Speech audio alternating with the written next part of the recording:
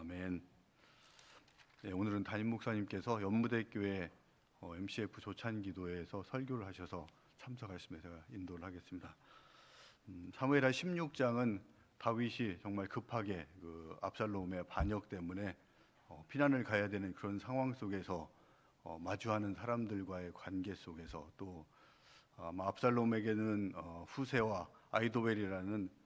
걸출한 두 전략가가 또 어떻게 조언하는가, 또 거기에 따라서 결정을 어떻게 하는가에 따라서 하나님의 역사가 어떻게 이루어져 가고 있는지 그 모습들을 잘 보여주는 16장입니다. 그럼에도 불구하고 16장 속에는 하나님께서 어떻게 하셨다, 또 말씀하셨다, 이런 그 하나님의 행하심, 이런 모습들이 실제 말씀으로는 한 번도 드러나지 않는 그 속에서도 이것도 하나님이 다 하시는 것이구나 하는 것들이 우리에게 뒤에서 결과적으로 나타나는 그런 모습을 통해서 하나님의 역사하심을 보여주는, 또 하나님의 섭리를 보여주는 그런 말씀들이 되겠습니다. 아마 우리가 에스더에서 이렇게 우리가 읽었던 것들처럼 한 번도 하나님은 등장하지 않았는데 유다인들을 구원하시는 그 구원의 손길, 또 하나님의 감찰하신 그 눈이 한 번도 이스라엘 백성들에게 떠나지 않고 있구나 하는 것들이 마찬가지 오늘 16장에서도 같은 모습으로 저희에 보여지고 있는 그런 모습들에서 여기에 등장하는 사람들의 그 캐릭터가 다양하고 정말 어떤 사람은 간사하고 진짜 충성스러운 그런 모습들 하나하나가 보이지만 그 속에서 모든 것이 다 하나님의 역사 속에서 이루어지는 것들이다 하는 것들을 저희들에게 보여주고 있습니다. 그래서 그런 부분에서 우리가 하나님이 우리가 보이지 않는 것 같은 그 상황 속에서도 어떻게 역사하시는지 한번 다시 이렇게 쭉 살펴봤으면 좋겠습니다. 첫 번째는 하나님이 감찰하시는 그것이 미치지 않는 곳이 한 군데도 없다 하는 것들을 이제 첫 번째로 보여주는 것이 바로 시므이와 또 거기에 함께 있던 그 시바, 그 두 사람을 통해서 바로 연달아서 이렇게 보여주고 있습니다. 시므이는 아주 이 간사한 사람으로서 자기가 섬겨야 되는 무비보셋이 움직이기 어렵고 피난 가기도 어렵다는 것들을 알면서 아마 그에게 있는 재산 이런 것들을 가지고 와서 그걸 가지고 와서 아마 급하게 떠나면서 먹을 양식이 없이 그냥 막 떠난 다윗. 아마 앞장에서 우리가 보면은 다윗은 신발도 제대로 못 신고 온 것 같습니다. 그래서 맨발로 이렇게 걸어가고 있다는 그런 모습들도 보여지는 것들을 보면은 정말로 급하게 나오면서 이런 것들이 먹을 것도 가지고 나오지 않은 그 다윗을 위해서 먹을 양식들을 가지고 또 나귀를 가지고 와서 이걸 타고 가라, 먹어라, 이런 것들을 보면서 사람이 정말로 힘들고 어려울 때 다가와서 간사하게 다가오는 그런 인물로 지금 등장을 하고 있고, 또 이 시므이 같은 경우는 사울의 이제 친족으로서 그 이미 예전에 다윗은 뭐 직접 손을 대서 먼저 기름 부은 왕을 이렇게 없애거나 쳐서 죽이진 그런 일들은 없지만 그 왕권을 다시 그 본인이 받았다는 그 내면에 있는 그 아픈 곳을 다시 찌르면서 정말로 그 계속 저주하고 악독을 퍼붓는 그런 두 사람으로 이렇게 나오는 그 상황 속에서 다윗은 여기 먼저 있는 시바에게는 무비보셋에게 있는 그 모든 밭, 아마 소유를 다 당신이 가져가라 이렇게 하면서 쉽게 판단하는 그런 어떻게 보면 우를 범하면서 하나님께 어떻게 해야 되는지 묻지도 않았고 그 사실관계를 정확히 확인하지도 않고 무비보셋에 있는 것을 다 네가 가져라 이렇게 결정해서 결국은 무비보셋에게는 또 손해를 끼쳐야 되는 그런 일들을 저질렀고, 이게 나중에 가면은 또 이 다윗이 이것을 또 완전히 이렇게 사실을 확인하고 나서도 시바를 완전하게 이렇게 어떻게 보면 징계하거나 벌을 주지 못하고 무비보셋의 그 가지고 있는 땅을 밭을 반반 나눠라 이렇게 하면서 이 힘들었을 때 그 도와준 그 인간적 도움에 아마 끌려서 온전한 공의 심판을 하지 못하고 징계를 하지 못하고 결국은 뒤에서 이제 반반씩 나눠주는데, 이 사람이 이 힘들고 어려울 때 그 가장 낮은 곳에서 정말로 그 인간적으로 해야 될 그 행동 속에서 이 하나님의 윤리와 도를 또 지키지 못하는 그런 속에서 하나님은 다시 한번 이 다윗에게 이 시바를 통해서 진정으로 이 참된 모습이 어떤 것인가 하는 것들은 나중에 무비보셋은 시바에게 준 땅을 그대로 다 주십시오. 이렇게 왕이 피난 갔다가 예루살렘 성으로 돌아온 것 그거 하나만으로도 충분한데 제가 밭을 더 가질 필요가 뭐가 있겠습니까? 하면서 반을 준 것도 저는 필요 없으니 다 그에게 주십시오. 이렇게 하는 것들 보면서 참된 종의 모습이 어떠한 것인가 하는 것들을 이 시바를 통해서 알려주고 계시고, 또 다윗이 나중에 이 시므이와 만나서 이 저주하는 그 모습 속에서는 또 이 시바에게 했던 것들처럼 그렇게 쉽게 판단하지 않고 그 속에서도 하나님의 뜻하심이 있다 하는 것들, 그가 이렇게 욕을 하고 나에게 악독을 퍼붓는 것들은 하나님이 그를 통해서 나에게 어떤 교훈을 주시기 위해서 한 것들이니, 아비새 네가 올라가 가지고 저 시므이를 죽인다고 그러는데 그러지 말아라. 하나님께서 계획하신 것이 있으면은 분명히 그것대로 할 것이다라고 하면서 하나님의 역사하심이 있고 섭리가 있음을 믿고 나가는 그 모습들을 통해서 우리가 분명하게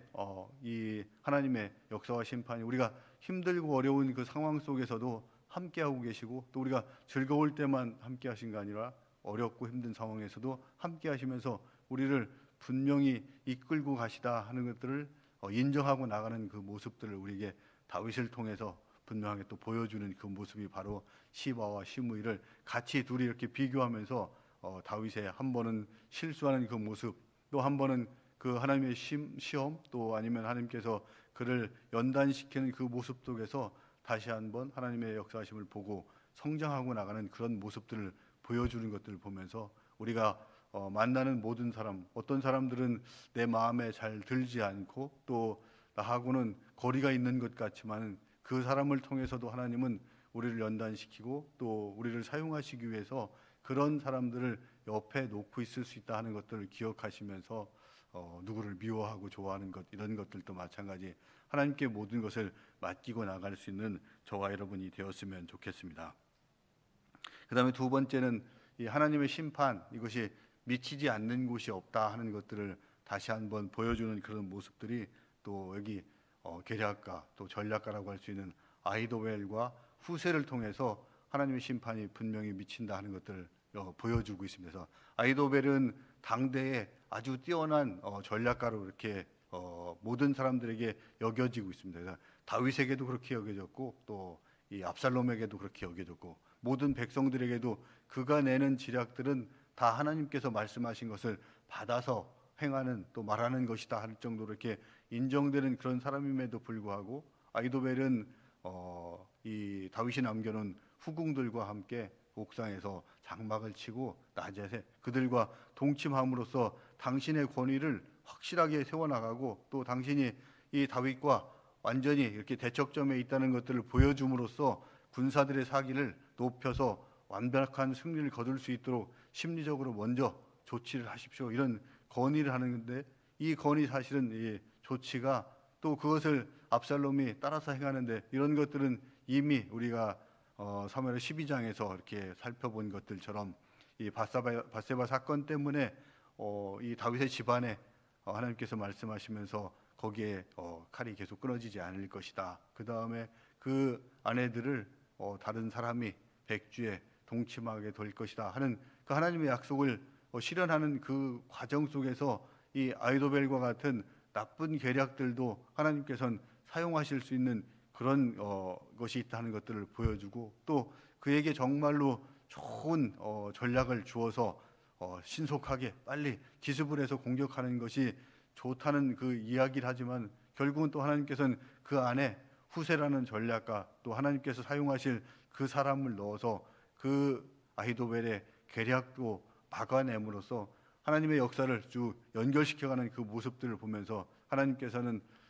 우리가 보기에는 선한 사람 또 아니면 나쁜 사람이라고 할 수 있는 그런 사람들도 마찬가지 사용해서 하나님의 역사를 이어가신다 하는 것들을 보여주고, 이런 역사들이